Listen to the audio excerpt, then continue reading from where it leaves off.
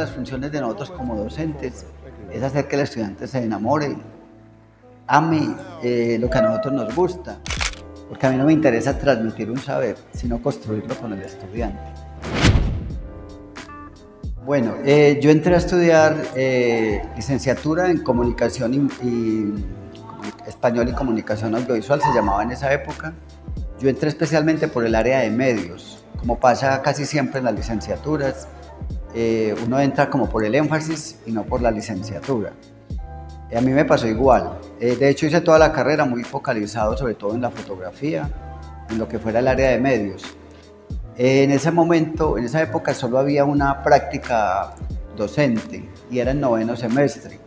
Cuando yo llegué a noveno semestre, pues no sentía que quería hacer la práctica, sin embargo había que hacerla para poder graduarse. Pero tuve la suerte de tener un asesor, un profesor asesor, que me dijo esta frase: si el alumno fracasa, fracasa el profesor. Entonces él buscó la forma de que yo empezara a perder el miedo a dar una clase.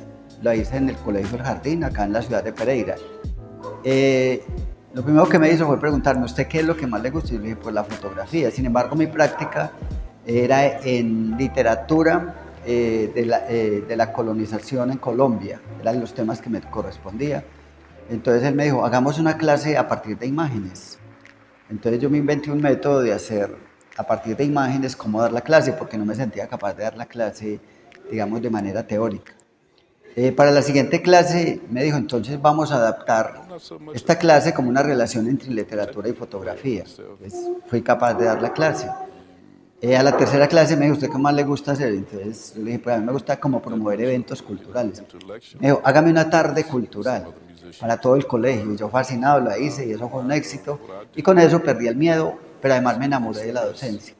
Entonces aquí hay una clave muy importante. Una de las funciones de nosotros como docentes es hacer que el estudiante se enamore, ame lo que a nosotros nos gusta, y eso lo he aplicado el resto de mi vida. Al punto de que a mí, hoy y toda la vida, me ha interesado más la docencia que la misma fotografía. Aunque le dedico un gran tiempo de mi vida a la fotografía, al periodismo, al arte, la base mía va a ser siempre la docencia. Yo creo que la relación enseñanza-aprendizaje es una co-construcción. El estudiante tiene unos saberes, unas sensibilidades, unas visiones de mundo que uno como docente no tiene. Igual uno como docente tiene una trayectoria, una experiencia, un conocimiento. Entonces ese encuentro entre esos dos conocimientos, sensibilidades, formas de manifestarse frente al mundo es lo que construye un proceso de enseñanza-aprendizaje. Entonces por eso en la enseñanza-aprendizaje, desde lo didáctico, si bien uno tiene unos derroteros, unas guías didácticas, tiene que adaptarse, digamos, al grupo, al interés de los estudiantes, y en un grupo uno va a encontrar muchos intereses, demasiadas diferencias entre sensibilidades, entre formas de expresarse. Entonces hay que buscar un proceso de encuentro y de adaptación también. Bueno, yo siempre pienso como en las potencialidades. ¿Qué potencialidades encuentro en un grupo? La primera es la motivación. Cuando uno tiene un grupo, o dentro de un grupo encuentra estudiantes que tienen motivación, pues ya todo está ganado, ¿sí? La segunda sería aquellos que todavía no saben dónde están ubicados, que tienen que empezar a descubrir si eso les interesa, si les gusta, si les sirve.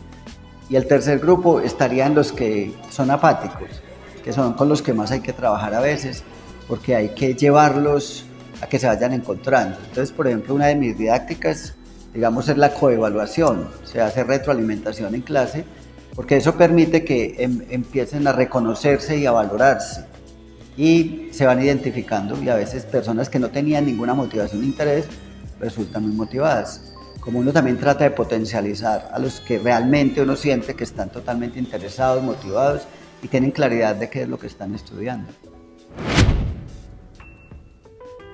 Bueno, la educación es un proceso que se da en todos los planos de la vida. La educación está en la familia, está en el grupo social, está en la escolaridad, porque a veces se piensa que la educación solamente se da en la escolaridad, ¿cierto? Pero el espacio más importante de aprendizaje está por fuera de la escolaridad. Así lo veo yo, por eso a mí me interesa trabajar mucho en los contextos, aproximar al estudiante a realidades. Desafortunadamente eso lo estamos perdiendo, porque cada vez es más difícil, digamos, hacer salidas de campo, trabajar en contexto, ¿cierto? Entonces, estamos perdiendo esa gran oportunidad que es la relación, la escolaridad con el contexto y con la relación con todos los integrantes de la comunidad educativa, que son los padres, que es el grupo de amigos, que es la familia, que es todo el contexto social donde nos movemos. Entonces se ha ido reduciendo la educación como al salón de clase, a la experiencia escolar, y entonces estamos perdiendo la parte más formativa de la vida, que es afuera, por fuera de esa aula de clase. La verdad, antes de la pandemia teníamos como una forma de relación del estudiante en el espacio escolar. Digamos, no teníamos tantos problemas emocionales como tenemos hoy. Yo creo que hay dos factores que nos están haciendo muy complejo el proceso de enseñanza-aprendizaje dentro de las aulas. Uno es que se manifiestan muchos problemas emocionales que antes no teníamos, y para mí el más complejo ha sido el del celular. O sea, el estudiante siempre conectado a la pantalla. De algunas maneras, pues yo he tratado de hacer unos ejercicios donde el estudiante tenga que usar el dispositivo, lo pueda usar creativamente, pero no ha sido fácil. Cada vez vamos a tener más un aula de clase donde los estudiantes están de cuerpo presente, pero de mente, sensibilidad y racionalidad ausente. Y es muy complejo lograr hoy dos factores fundamentales en el aprendizaje, que son la atención y la concentración, cuando estamos tan dispersos. Nosotros tenemos unas estrategias didácticas y uno las plantea para cada proceso de aprendizaje, para cada grupo, pero se construyen. A veces lo que pasa, digamos, en la contingencia del aula es lo mejor, porque nos permite también crear ahí la experiencia. Pero hay que ser muy flexibles, ¿cierto? Yo le he apuntado siempre a un currículo flexible, donde uno va midiendo, digamos, el interés del estudiante, pero también los resultados que hay dentro del proceso.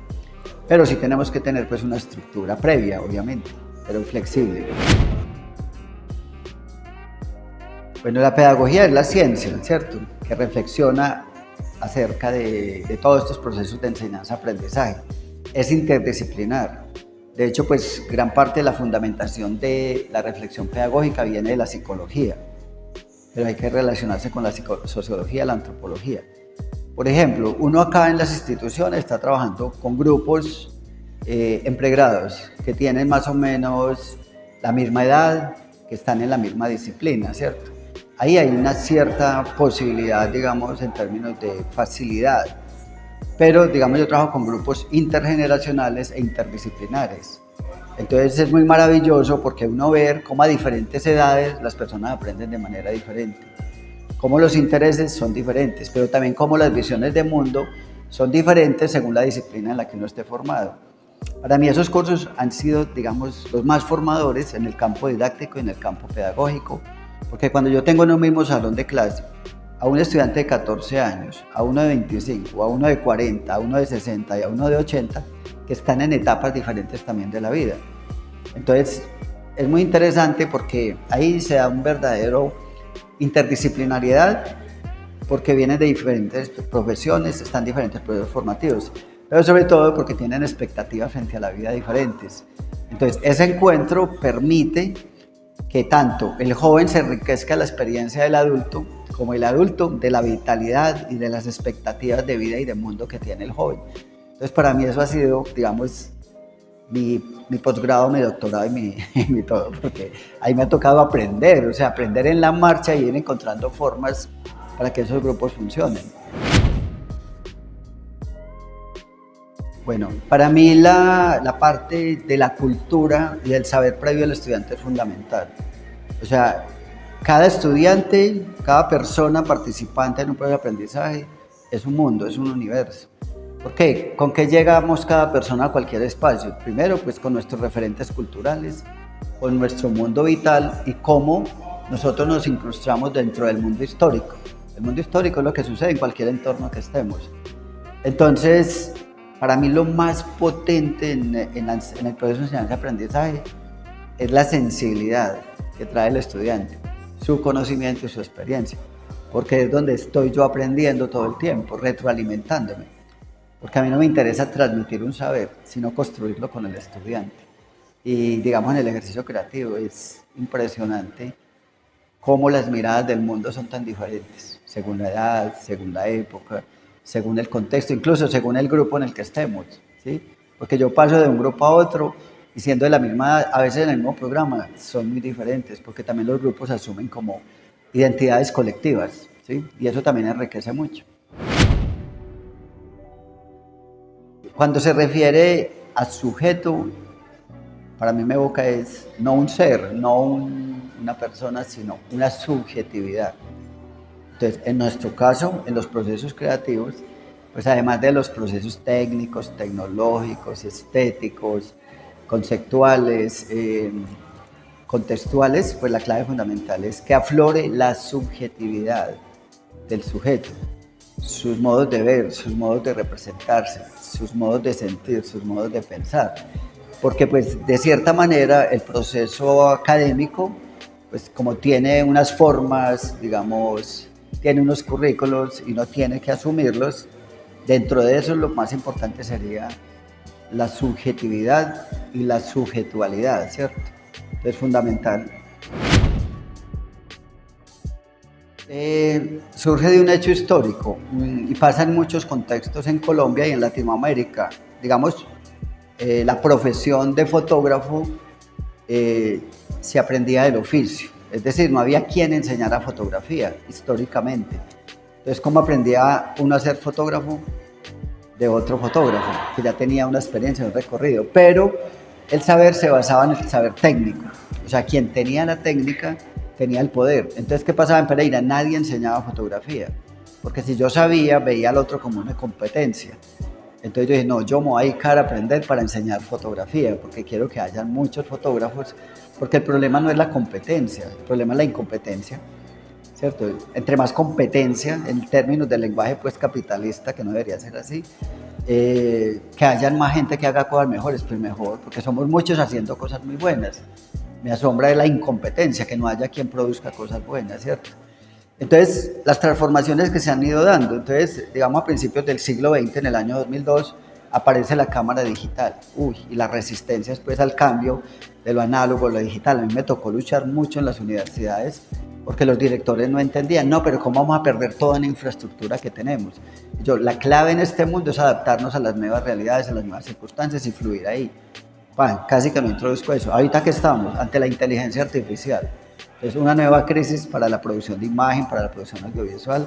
La gente tiene mucho temor a los cambios y la clave es al contrario, adaptarse a los cambios y aprovechar. O sea, el mundo se ha hecho de crisis. Cada que aparece una nueva tecnología pone en crisis a las otras. Pero ¿de dónde aprendemos más y dónde transformamos el mundo? De las crisis, no hay otra forma. Porque si el mundo se establece como una realidad, digamos, estática, lineal, no va a pasar nada, se repite. Por eso es que a veces hay tanto atraso en todos los procesos. Pero cuando entendemos el mundo móvil, rizomático, pues uno queda así, simplemente aprovecha, transforma, cambia. Y si no hay crisis, el mundo se repite. ¿Sí? Hay que generar crisis, hay que generarlas para que hayan transformaciones. Obviamente que las crisis no sean violentas, que las crisis no sean, digamos, traumáticas, sino que hay crisis. O sea, las mismas tecnologías nos ponen en crisis. Hace 20 años uno no se imaginaba que en el bolsillo iba a cargar cámara de fotografía, de video, teléfono, todo eso. ¿Y qué ha posibilitado esto? Muchas cosas. La gente dice, la tecnología no. Por ejemplo, a mí no me asusta que el estudiante en clase use el celular. Me preocupa es que uno no logre encontrar todavía didácticas que nos permitan que estén usando el soporte tecnológico para procesos creativos, para procesos de aprendizaje. Y el equipo nos atrape, digamos, o nos seduzca, es a dispersarnos en lo que más hacen las comunicaciones hoy, es a distraernos, a entretenernos y no usarlas creativamente, pero estamos encontrando las metodologías para usarlo, ¿sí? Bueno, yo tengo proyectos siempre, proyectos a nivel personal, a nivel educativo. Por ejemplo, en este momento yo estoy haciendo otra maestría en educación y arte, estoy haciendo el curso de inteligencia artificial que da la universidad, Estoy haciendo un curso en didácticas para la enseñanza virtual con la Universidad de La Rioja, en el proceso formativo. Pero estoy aprendiendo de los estudiantes todo el tiempo también. Y en proyectos pues personales, en el campo artístico y social y documental, pues yo tengo proyectos de largo aliento. Digamos, yo llevo un proceso con Marmato, que es un problema de las multinacionales mineras, llevo 18 años. Con los familiares de víctimas de Trujillo llevo 14 años. Precisamente el lunes pasado estuve con un grupo de estudiantes allí. Así tengo proyectos muy fuertes. Pero en este momento también a nivel personal estoy girando a proyectos creativos de autor. Es decir, ya no tanto documental y social, que es lo que he venido haciendo, sino algo más personal, más introspectivo, porque siento que estoy en un momento de la vida ya para eso también. Ya afortunadamente todos esos y ellas que yo formé como estudiantes, que ahorita ya tienen proyectos gigantescos a nivel documental, o sea, están haciendo lo que yo hacía antes y lo están haciendo mejor. Entonces yo creo que es mi tiempo de empezar a hacer otras cosas.